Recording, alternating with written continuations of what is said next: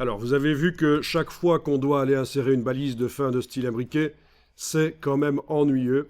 Il faut aller faire clic droit, insérer un caractère spécial, autre, fin de style imbriqué ici.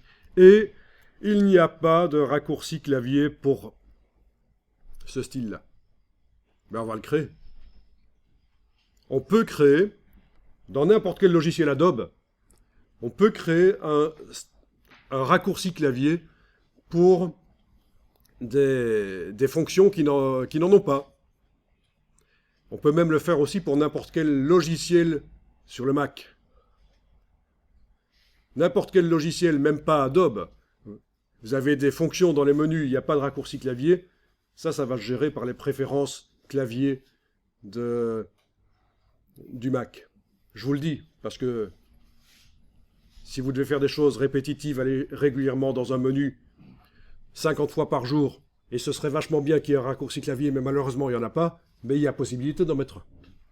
Bon, vu ici qu'on est dans un logiciel Adobe, et que dans les logiciels Adobe, il y a un système de génération de raccourcis clavier, on ne va pas utiliser le système du Mac pour faire le raccourci clavier dans Adobe, on va utiliser le système de Adobe. Bon, ben vous allez dans le menu Édition, raccourci clavier.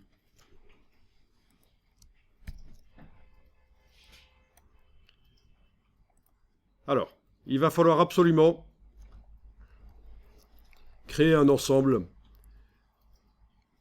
Bon, vous avez déjà fourni, c'est une petite parenthèse, des raccourcis pour PageMaker et pour Quark Express.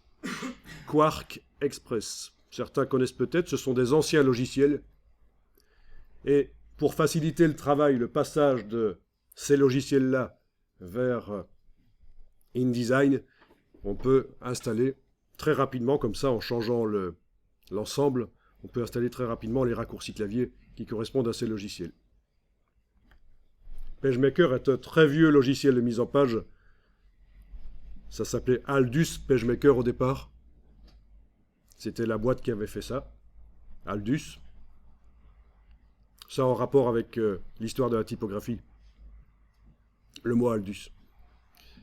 Ça a été racheté par Adobe, cette boîte, Aldus. Adobe a racheté pas mal de boîtes. Il y a des logiciels Adobe qui, au départ, n'étaient pas Adobe. Et voilà, et ça s'est appelé Adobe PageMaker. Et quand Adobe a créé InDesign, plutôt que d'essayer encore d'améliorer PageMaker avec des nouvelles versions, ils ont redémarré de zéro, refait un tout nouveau logiciel, dont le but était de dézinguer le logiciel qui était le plus utilisé, Quark Express. C'était en 1999 que la première version de InDesign est sortie. Ce qui est drôle, c'est que quand InDesign est sorti, la plupart, on va dire presque 100% des professionnels étaient d'accord pour dire que ça ne remplacera jamais Express. InDesign, Adobe InDesign, ok, ne remplacera jamais Quark Express. Ça, c'était en 1999, presque 100% des professionnels étaient unanimement d'accord. Bien entendu, 2 ou 3 ans après, c'était fait. Express, maintenant, c'est utilisé par 2-3% des graphistes. Donc, ce qui est intéressant dans cette histoire, dans cette anecdote, c'est que dans votre vie d'infographiste, vous allez voir des nouveaux produits qui apparaissent. Vous allez avoir des gens autour de vous qui sont unanimes, peut-être même vous, qui vont dire « c'est pas mal, mais ça ne fera pas long feu ». Vous allez vous tromper. On a toujours tendance à s'accrocher à ce qu'on connaît et à ne pas vouloir évoluer, à ne pas vouloir voir les évidences, et voilà. Alors, je continue dans les raccourcis clavier, parce que l'anecdote, c'était ça le but, en fait. Parce que l'anecdote, l'histoire de la mise en page, oui, pourquoi pas. Comme ça, que si vous faites de la mise en page plus tard, et quand vous parle de Express ou de PageMaker, vous n'aurez pas l'air de ne pas savoir, mais c'est pas très important, de toute façon, si ce n'est pas votre spécialité. Mais enfin, surtout, c'est cette idée que les nouvelles choses, ça, voilà, il faut en tenir compte. Alors, on va créer un nouvel ensemble, parce qu'on ne sait pas modifier l'ensemble par défaut. Donc, vous allez cliquer sur Nouvel ensemble. Vous allez éventuellement lui donner votre prénom, pourquoi pas. Hein. Normalement, on crée aussi des ensembles pour certaines utilisations du logiciel, mais bon, ici, c'est juste... voilà. Voilà. On est dans le duplicata du jeu de raccourci clavier. Alors, il va falloir trouver où ça se trouve. Donc, zone de produit.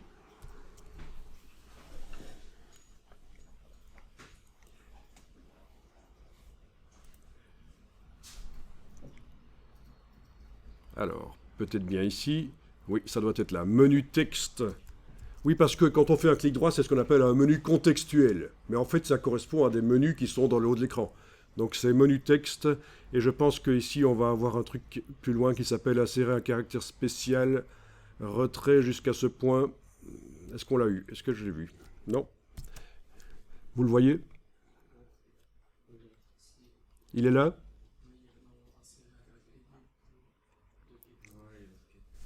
Ouais. Je ne le vois pas, moi. Il est bien d'insérer un caractère spécial. Un peu plus haut. Encore plus haut. Ah oui, c'est pas mal, c'est long. Hein. Ah voilà, retrait jusqu'à ce point, je l'ai. Ah oui, dans autre, voilà, c'est ça en fait. C'est ça le piège, c'est que je cherchais un R, mais en fait c'est dans A. Autre. Logique. C'est pas retrait jusqu'à ce point ce que je cherche. C'est fin de style imbriqué ici. Ben oui, voilà. Fin de style imbriqué ici. Ok, je commence à fatiguer. Vous me fatiguez, vraiment. Vous n'arrêtez pas de parler, c'est infernal. Voilà, nouveau raccourci. Mais il n'y en a pas de raccourci, donc vous allez devoir en créer un. Éventuellement, vous utilisez les... Bon, il faut arriver à trouver un raccourci qui n'est pas utilisé dans InDesign et qui, pour bien faire aussi, n'est pas utilisé dans les autres logiciels qui tournent en même temps que InDesign, notamment l'explorateur de fichiers, le Finder sur le Mac. Donc, ben, écoutez, je vais essayer Command Alt.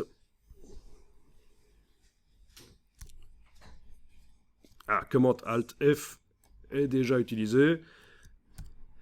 Contrôle Alt Command F.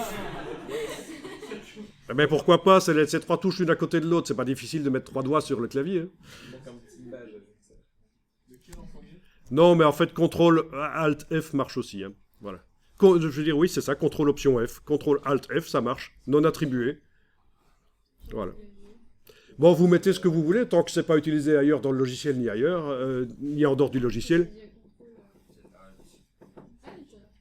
Oui, Alt, ça s'appelle Option. C'est la touche Option, la touche Alt. Alternative, Option. Ah ben oui, mais ce serait trop simple si ça avait le même nom. Hein?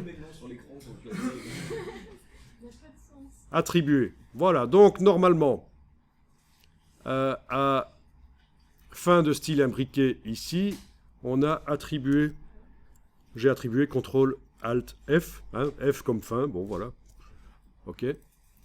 Donc logiquement, si je mets le curseur texte dans le texte et que je fais CTRL ALT F, ça marche. La balise de fin de style imbriqué a été mise, sauf que ce texte n'utilise pas encore le style qui a un style imbriqué. Ah ben oui, c'est ça. Donc il faut lui appliquer. Voilà. Vraiment, ce qu'on vient de voir là, les raccourcis clavier personnalisés, ça peut vous sauver la vie. Il y a une règle en infographie et en informatique d'une manière générale. Si vous devez faire un truc débile régulièrement, il faut arrêter de le faire et aller voir sur Google ou un autre moteur de recherche si vous préférez. S'il n'y a pas quelqu'un qui a inventé un système pour automatiser, pour contourner, pour éviter de devoir faire un truc débile régulièrement, voire même c'est intégré au logiciel, quoi. Voilà. J'ai vu trop souvent des gens qui font des choses débiles pendant des heures, alors que ça peut être automatisé. Vous enregistrez le document.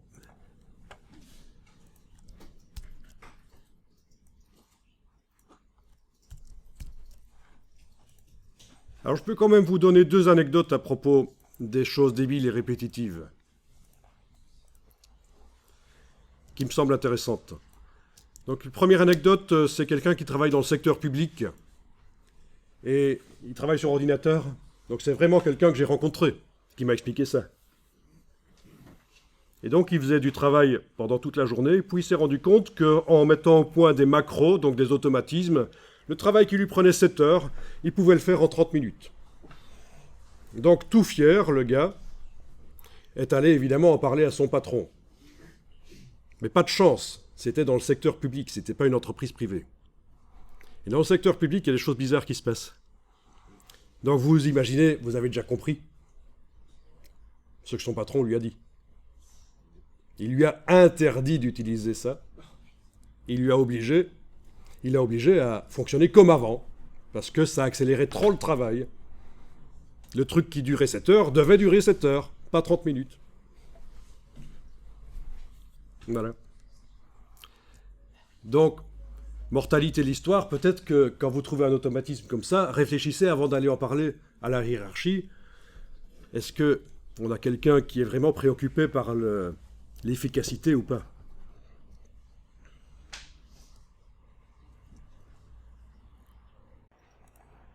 Alors, la deuxième anecdote, elle est encore plus surprenante que la première. Moi, ça m'a scotché quand j'ai appris ça. C'est aussi à propos de la productivité, l'automatisation, les manières de faire meilleures qui permettent d'éviter de perdre son temps.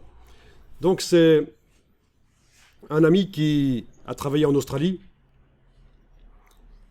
dans une boîte privée. Et il connaissait pas mal son métier. Et puis, il passe à côté de quelqu'un dans la boîte qui est en train de faire un boulot, mais c'est pas la meilleure manière de faire. Il y a une manière plus simple qui permet, au lieu d'y passer 4 heures, d'y passer 30 minutes.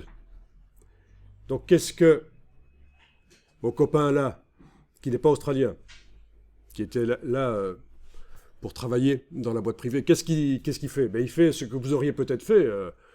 Il parle gentiment au gars. Ah tiens, je vois que tu fais ça. Mais il y a une autre manière de faire. Est-ce que tu veux que je te montre? C'est plus rapide, c'est plus simple. Qu'est-ce que l'Australien lui répond? De quoi tu te mêles? Pourquoi tu me parles de ça? Laisse-moi tranquille. Donc le gars voulait continuer à faire le truc d'une manière débile, longue. Et ce qui est intéressant, c'est que ce n'est pas un cas isolé, l'Australien comme ça. Ça fait partie de la manière de vivre des Australiens. C'est seulement après que mon copain a compris là pourquoi l'Australien lui a répondu comme ça. Chez les Australiens, la priorité, c'est la famille. Et le travail, c'est un gagne-pain. C'est pas une passion. Alors ça m'a vraiment scotché parce qu'on n'a peut-être pas l'idée des pays anglo-saxons comme ça, et l'Australie, on se dirait, oui, ben non, ils sont comme ça. Donc il faut le savoir, avant, et mortalité de l'histoire, avant d'émigrer dans un pays pour aller y travailler, renseignez-vous un peu sur leurs priorités, peut-être, sur leur manière de faire. Parce que si vous êtes quelqu'un qui est passionné par produire des choses de manière efficace, vous êtes passionné par votre boulot, vous imaginez, vous allez dans une boîte pareille avec des gens qui ne sont pas passionnés, qui sont là juste pour gagner de l'argent, et la priorité dans leur vie, c'est leur famille. Mais c'est très bien, mais enfin, si on peut équilibrer travail et famille. Mais apparemment, là, c'était au point de passer du temps à faire du boulot débile et pas vouloir changer, quoi. Donc ça m'a scotché, c'est pour ça que je voulais vous raconter l'anecdote. Et ce qu'on peut en retirer, c'est avant d'aller travailler dans un pays, peut-être aller vous renseigner sur la manière dont ça fonctionne le travail là-bas. Voilà.